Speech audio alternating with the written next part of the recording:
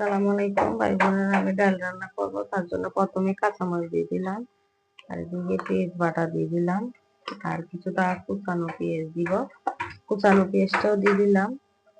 আর আমি এখানে রসুন বাটা দিব, তাই আমি অল্প করে রসুন বাটাটাও দিয়ে দিলাম। তারপরে হলুদ মরিচটা দিয়ে দিব, মরিচ না, হলুদের গুঁড়া আর লবণ দিয়ে দিব। লবণ দিয়ে দিলাম আর হলুদের গুঁড়া দিয়ে দিলাম।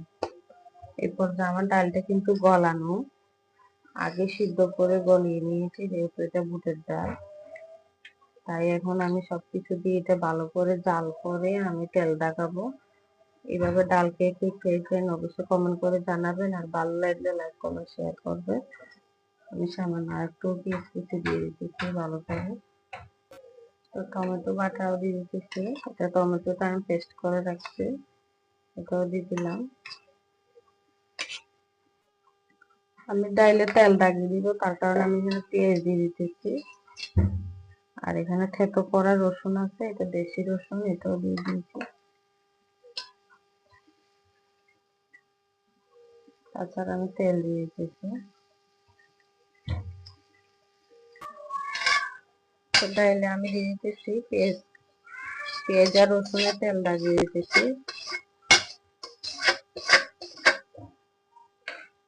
ডাইলের ঘনত্বটা কিন্তু এরকম, অবশ্যই আপনারা এভাবে ডাইল খেয়ে দেখবেন।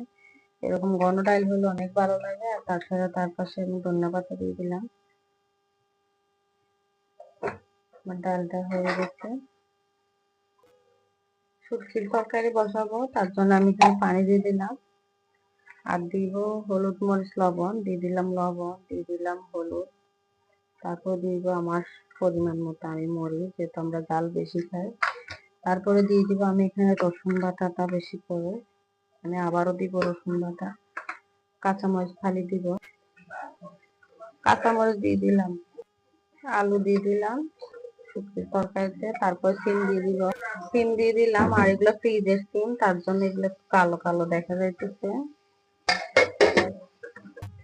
তো দিয়ে দিতেছি আমি এখানে সাজনা, আর দিয়ে দিব এখানে বরবটি, এগুলো হচ্ছে সব বরবটি। আর দিয়ে দিব আমি এখানে টমেটো আদা কাঁচাও নিয়েছি, পাকনাও নিয়েছি। আর ভেন্ডি গুলো আমি রেখে দিয়েছি, ভেন্ডি গুলো এগুলো আর একটু কষে আইলে তারপর আমি ভেন্ডি দিব এখানে।